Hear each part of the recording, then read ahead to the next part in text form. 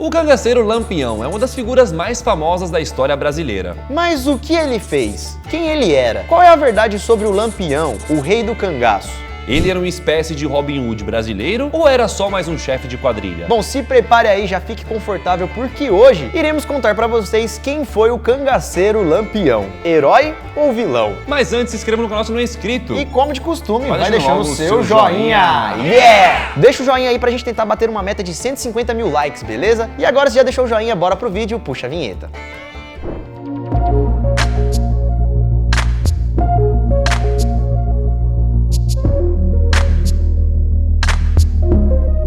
Fala galera, beleza? Eu sou o Lucas, Cangaceiro Marques. Opa, galera, eu sou o Daniel, o Lampião Molo. E pra quem não sabe ou nunca ouviu falar, o Lampião foi o mais famoso cangaceiro do Brasil. Sendo considerado um ídolo por alguns e um terrível assassino por outros. Por ser um ótimo estrategista de batalha, ele acabou sendo considerado como o rei do cangaço. Sendo um dos mais violentos e espertos cangaceiros do Brasil. Mas antes da gente explicar exatamente quem foi o tal do Lampião, vocês precisam entender rapidinho o que era o cangaço do sertão brasileiro. Então, bora lá!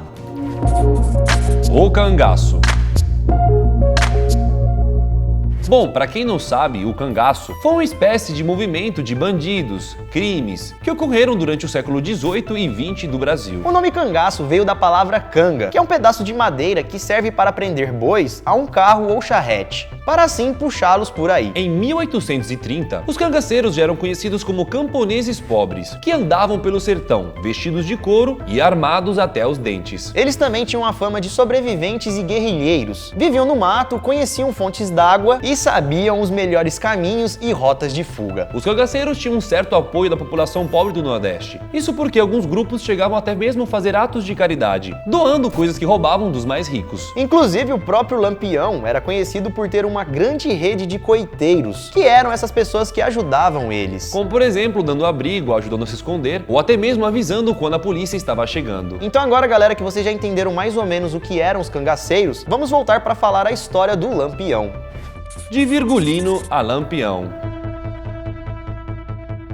O verdadeiro nome de Lampião era Virgulino Ferreira da Silva. Ele nasceu em Pernambuco no dia 7 de julho de 1897. Ele era de uma família de lavradores que cultivavam e cuidavam de suas terras. A família de Lampião tinha uma condição financeira razoável e mesmo sendo humilde, Lampião aprendeu a ler e a escrever. Ele e seu pai trabalhavam transportando mercadorias pelo Nordeste, o que lhe deu muito conhecimento sobre os caminhos da região. Então, durante essas viagens com seu pai, trabalhando, ele acabou aprendendo os melhores lugares para repousar, onde conseguia água e também os melhores lugares para atravessar de um estado para o outro. Sem contar também que durante esse período, ele acabou fazendo amizade com várias famílias de estados diferentes, como por exemplo no Ceará, em Sergipe, Alagoas, Pernambuco e também na Paraíba. Mas certo dia, galera, as coisas começaram a se complicar na família Ferreira. Aquela família que vivia normalmente começou a passar por alguns problemas. Se liga o que aconteceu, galera. Tudo começou por causa de disputa de terra. O vizinho, conhecido como Zé Saturnino, queria tomar as terras da família Ferreira. Isso porque o tal de Zé, o vizinho ali da família, estava crescendo como político e começou a usar a sua influência política para tomar as terras da família Ferreira. E depois de vários desentendimentos com esse Zé Saturnino, a família Ferreira teve que ceder suas terras e se mudar. E isso não aconteceu só uma única vez, não. Aconteceu mais de uma vez. Eles se mudavam de uma terra e depois que se mudavam, tinha que se mudar de novo. E cada vez que isso acontecia, eles ficavam com menos gado, com menos terra, até ficar sem quase nada. E essa perseguição contra a família Ferreira só foi acabar mesmo quando tiraram a vida do pai José Ferreira, lá em 1921. E nessa altura, depois de vários e vários problemas, Virgulino já era um cangaceiro que vivia no mato e acabou entrando em um bando famoso da região, o bando de Senhor Pereira. E foi nesse ponto que Virgulino começou a virar Lampião.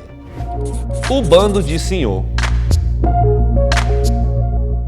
Depois de acontecer toda a confusão com sua família, perder as terras, perder o gado e perder o pai, com pouco dinheiro, Virgulino agora pertencia ao bando de Senhor Pereira, que na época era um dos mais famosos cangaceiros. O Senhor Pereira. Não era senhor, né? Não, é senhor. E ali dentro do bando, ele aprendeu muito e prosperou. Foi ali então que ele aprendeu de verdade a como se virar e viver no mato, andar pela caatinga, esconder os seus rastros para que ninguém o achasse. E é claro, como agir nos ataques, que eram sempre muito perigosos. E E aí então, pegando os conhecimentos que ele tinha aprendido com seu pai, junto com os aprendizados que ele obteve ali no bando, Virgulino já tinha tudo para se tornar o melhor e o mais famoso cangaceiro de todos. E o seu apelido de Lampião surgiu porque durante os ataques diziam que o cano da arma dele não parava de brilhar. Só tirando. Só pipoco. Pois ele atirava tão rápido e soltava tanta bala que a arma dele não parava de iluminar. E aí ele ficou conhecido como o Lampião. Em 1922, o líder do bando, Senhor, largou o cangaço. E como o Lampião era o cabra mais brabo, acabou chegando a hora dele assumir o bando. E galera, foi exatamente nesse ponto em que as coisas começaram a ficar mais agressivas. Lampião começou a liderar ataques não só em vilas, mas também em cidades e propriedades de ricos. A essa altura do campeonato, ele saqueava tudo o que podia, não deixava nada para trás. E quando ele roubava alguma coisa que tinha sentimento para as pessoas, ele pedia um resgate para ainda ganhar mais dinheiro. E na época, como ele já estava com muito poder na mão, começou a extorquir alguns lugares. Ele mandava uma carta e falava, ó, você não vai me pagar não? Então daqui a pouco a gente vai te atacar, hein? E aí, durante seus saques e ataques, ele não criou só inimigos, e sim vários amigos e parceiros, que eram os famosos coiteiros, como já falamos. Pessoas que de uma maneira ou outra ajudavam o Lampião e todo o seu bonde a se esconder e também a não ser pego pela polícia. Então, sempre que precisava, essas pessoas ajudavam o Lampião. E assim, então, o Lampião conseguiu se manter firme e forte por um bom tempo. Até que, uma hora ou outra, as coisas, né, acabam dando errado. Do auge à queda. Bom, como o Lampião era um dos maiores cangaceiros que já teve aqui no Brasil, você já deve ter entendido que o Lampião não era um cara bobo, né? Muito pelo contrário, ele era muito esperto e também habilidoso. E por conta dos fortes conhecimentos do sertão, a sua fama só crescia, até se tornar o rei do cangaço. Então, com essa fama toda, ele começou a se preocupar um pouco mais com seu visual, criando roupas mais extravagantes, com correntes, punhais de prata, até mesmo o chapéu do Lampião, galera, era todo paparicado, com vários detalhezinhos assim, sabe, enfeites e tudo mais. O bichão era enjoado, pô. E aí, a partir disso, várias pessoas mais pobres começaram a se espelhar nos cangaceiros, querendo até mesmo se tornar um. Pois para essas pessoas, ser um cangaceiro era muito mais do que viver uma vida de aventura, pois você também iria ter fama e respeito por onde passasse. Logo, esse movimento acabou sendo glamourizado e desejado por muitos. Então não demorou muito para que Lampião tivesse um exército com mais de 100 homens. Mais de 100 pessoas que atuavam pelo Nordeste afora, seguindo as ordens do próprio Lampião. Que loucura, né? Você vai fazer o quê contra um movimento desse? Nada, né? E nessa altura o governo já estava muito preocupado com tudo isso. Enviaram diversas tropas para tentar combater o crescimento do cangaço. E essas tropas enviadas pelo governo para lutar contra os cangaceiros ficaram conhecidos como volantes. Mas os volantes, galera, não deram conta do recado, não. E mesmo com várias tropas enviadas, o Lampião não era pego. Como os cangaceiros tinham muito conhecimento sobre as áreas, os terrenos, etc., não era nada fácil capturá-los. Olha só como os caras estavam lá em 2077, galera, lá no futuro. Para poder fazer uma estratégia de fuga e não serem rastreados, eles deixavam as pegadas ao contrário, porque aí os caras não sabiam para onde eles estavam indo. Eles já estavam para trás. Tipo Curupira, tá ligado? Com isso, então, a polícia era confundida e eles não sabiam por onde eles estavam indo, porque os passos estavam indo para lá e os caras estavam vindo pra cá. Aí enquanto a polícia tá vindo, os caras tá indo, entendeu? E raramente Lampião e sua turma eram derrotados. E mesmo Lampião e sua trupe sendo bastante violenta, deixando um rastro gigantesco de destruição, ele ainda era visto por muitos como um justiceiro social, pois a maioria das regiões que ele atacava eram regiões ricas. E é por isso então que algumas pessoas ainda o respeitavam e o defendiam. Em alguns casos, para despistar a polícia, ele soltava boatos que ele havia morrido para a galera. E assim a galera começava a ficar confusa e falava, ah, acabou. Acabou, Lampião já foi. Já foi, e na verdade tava lá, hein? Só de boa. Tudo isso para fazer a polícia perseguir ele menos. Achando que ele nem tava mais vivo, entendeu? E mesmo sendo um cara muito sanguinário, né, com suas atrocidades, Lampião era um cara muito religioso. E por conta desse respeito pela religião, ele até desistiu de atacar algumas aldeias. Isso porque alguns padres pediam para ele não atacar e também para não invadir as igrejas. E aí então, por ser a casa de Deus e tudo mais, ele falou assim, beleza, essa passa, vamos pra próxima. Então, mesmo com tantas maldades, todas essas atitudes serviam como um escudo de bondade e o fizeram ter essa fama de Robin Hood brasileiro. Mas pelo que se sabe, galera, o Robin Hood, o lá de verdade, não era tão violento quanto o Lampião. O Lampião era, mano, só facãozada.